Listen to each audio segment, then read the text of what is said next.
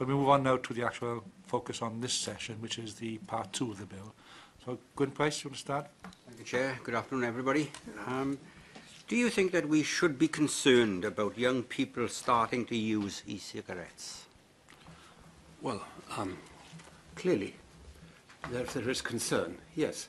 The problem is we are at a stage where we have two contrasting philosophies here: harm reduction for those who are already smoking and the precautionary principle. Now, the evidence is changing. The evidence is insufficient, is not compelling at present to this renormalization of smoking or the gateway effect, or whatever it is. So, of course, we should be concerned about the possibility that this may happen. But the evidence at present to suggest that the e-cigarettes leads people to restart smoking is not compelling.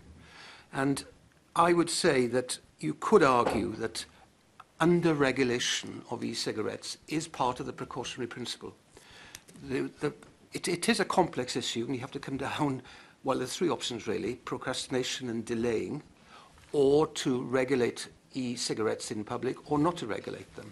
I would suggest that the precautionary principle is probably not to under-regulate, not to over-regulate at present, because the evidence simply isn't there.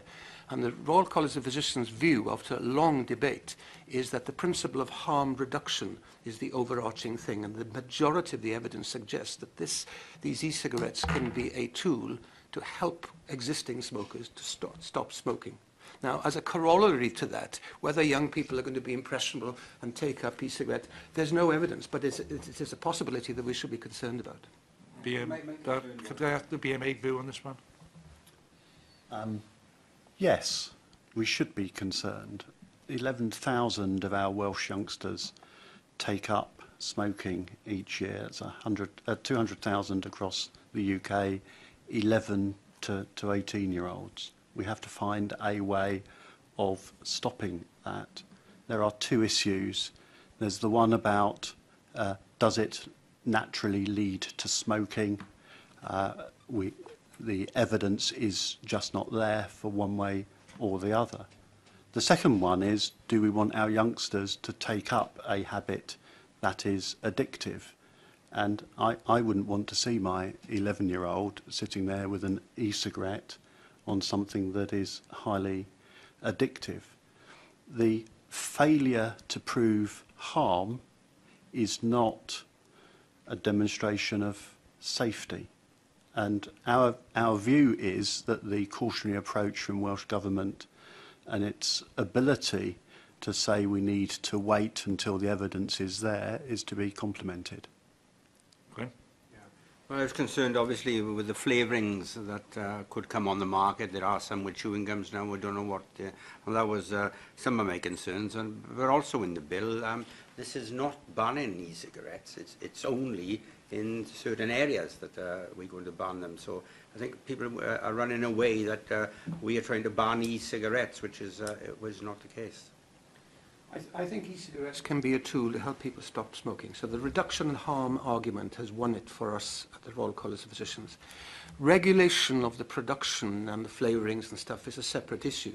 Now, if you look at passive smoking and the regulation that went on, the evidence was very compelling that you should stop cigarette smoking or exposure to cigarette smoking in public places. But you shouldn't conflate the two things, because that level of evidence is not available for vaping or e-cigarette smoking. So I think you have to philosophically look at the distinction between the two. The biggest problems that causes health in smoking are the hydrocarbons in the smoke, and that causes lung cancer and the respiratory disease, and secondary and exposure and passive smoking.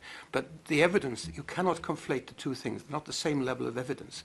And we are persuaded at present that the overwhelming evidence is that it helps people, is a powerful tool to help people stop smoking.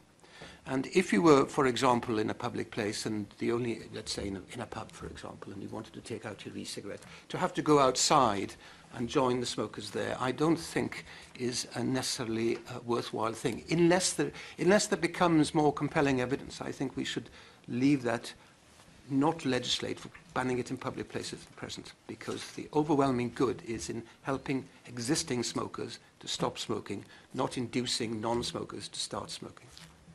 How would you feel if you went into a restaurant and were looking for a table and you could see plumes of vapour coming around, and there was one table without vapour and there was one with vapour? Which one would you go to? Well, that's an emotive question. Let me tell you.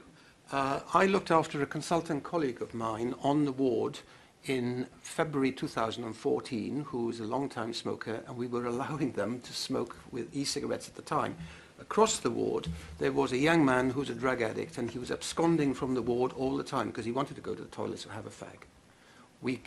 My colleague, who subsequently died, gave him an e-cigarette, and he stayed on the ward. So there is an utility to these things in people who are already addicted to cigarettes.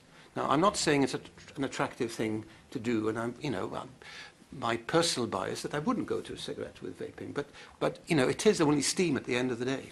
Yeah. But you can understand. I can understand the catering distaste. industry and on all those people that would rather it be tagged on to the ban on smoking. It's proportionate and evidence-based legislation we're talking about here, and I'm not sure it's proportionate or indeed evidence-based to stop vaping in public. That's the view we've come. It's a difficult thing. I mean, this isn't a straightforward black or white issue. I'm not pretending it is. But we have come down on the side of harm reduction versus the over-precautionary principle as I look at it. Can I ask whether you may have a view on the flavours issue? I'll make a comment on the flavours issue and then the wider point that was being made, perhaps. With the multitude of flavours, and I've seen one estimate in the press of 5,000 odd different flavours of varieties or types of e-cigarettes, and we're now hearing about e-cigarettes that sort of talk to each other over Wi-Fi, so there's another e-cigarette user around. These aren't products that are being marketed for a harm reduction purpose. These are products that are being marketed for this is the latest cool societal buzz thing to do. And I think we should be rightly concerned when a known addictive product, because they're still nicotine containing, is being marketed in that kind of way. I think it's important though to remember, although there are conflicting there are different levels of evidence available on harm reduction versus normalisation or the gateway effect. Regulation on the two aspects are not mutually exclusive. It's entirely possible to regulate e-cigarettes as a medicinal product, as well as regulating to prevent their use as the new sort of normalised form of smoking. I think there's an important point to be made about the evidence base in terms of it is lacking. There's very little evidence available on e-cigarettes because they're so new. There's limited evidence on their short-term effectiveness as nicotine replacement, and there's limited evidence on their harms. And there is no evidence whatsoever on the long-term impacts of their use because they've just not been around long enough. And one of the troubles with normalisation, if it were to happen, we don't know if it will because we don't have the evidence. If you look at cigarettes, it's taken us 60 years to get from proving medically how harmful they were to us denormalising them and bringing in things, for example, the smoking ban and aerial wheels led on. So if you re-normalise cigarettes, you've got to think about having another long-term fight to denormalise the e-cigarette if it is harmful. Alan? Yeah, it's interesting. My concern with e-cigarettes, I think we confuse ourselves in the debate and the discussion we have. I don't think the argument that the government are putting forward on this is that e-cigarettes are inherently a proven harmful product in themselves. The argument that the government are putting forward is that they recreate a sense of smoking as a normal pastime in a public environment. Now, I don't disagree that points that you made, Dr. Rees, in terms of the utility, as you described it, of e-cigarettes in specific circumstances. But surely the wider issue here isn't the specific example you gave us, but the place of nicotine-based products in society. And if the argument is, which I assume the four of you accept, is that nicotine products will tend towards having overly harmful impacts on society. Smoking is the obvious example, but also tobacco you chew and the rest of it, wherever. You know, there are a number of different products available in the marketplace, none of which I would have thought any health professional would want to see becoming mainstream. I really think we need to make a distinction between nicotine products and tobacco Yeah, I products. And understand the member that. is swapping the terms, I understand you that. know, very fast and loose, and that's Kirsty? not... I understand, Kirsty, but I'm trying to make a wider point here. Surely what we're trying to do is to take the normality away from this. And if I walk into a cafe or a bar or a restaurant or anything, and you've got people vaping or wherever it is around the place, you're recreating the environment of a smoking saloon of 1950s, largely, aren't you? And surely that's something we want to walk away from. If there was evidence that the vaping leads to renormalisation, the gateway effect, starting smoking, then fine, there wouldn't be this argument. But there are a lot of opinions here about opinions of the suitability or non-suitability of this. It's a bit like talking about tattoos, isn't it, really? I mean, you can have opinions, but you have to be proportionate when you legislate, and it has to be evidence-based. And at the moment, the compelling evidence is for harm reduction rather than normalisation or a gateway effect. Now, I mean, at the end of the day, it's not smoke that's coming out, it's vapour that's coming out. And I do understand your concerns, but if you are going to be if you're going to legislate on evidence, there isn't the evidence there. I can understand why you personally may be repulsed by seeing somebody smoking an e-cigarette, but that is not a justification for banning it in public places. That's not a word I used, though, is it? That's not a word I used. You're putting words in my mouth there. The point I'm trying to make is a point about the normality and the normalisation of this product. The proposal isn't to ban e-cigarettes, and I think, you know, we run away with ourselves in this debate sometimes. The proposal is to bring the regulation of e-cigarettes into line with that of tobacco cigarettes. But you're combustible cigarettes. conflating the effects of passive smoking versus somebody who's vaping. You can't conflate the effects as if they're one and the same. They are distinct. So how would you regulate e-cigarettes? I'd probably, personally, I'd probably have them regulated as a medicinal product.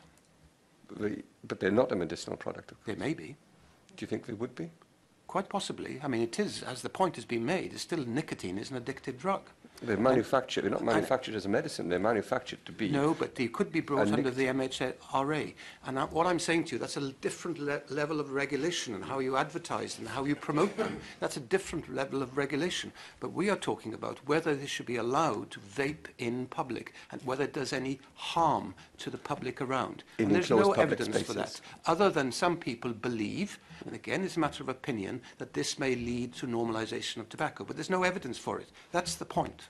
Okay, but you would like to see e-cigarettes regulated as a medicine? Well, I think it'd be one way of regulating them, yes, because at the end of the day, they're still an addictive drug. And, you know, if you are going to try and confine their use to help people give up smoking, that would be the route, I think, that you could go down. Can I have a view?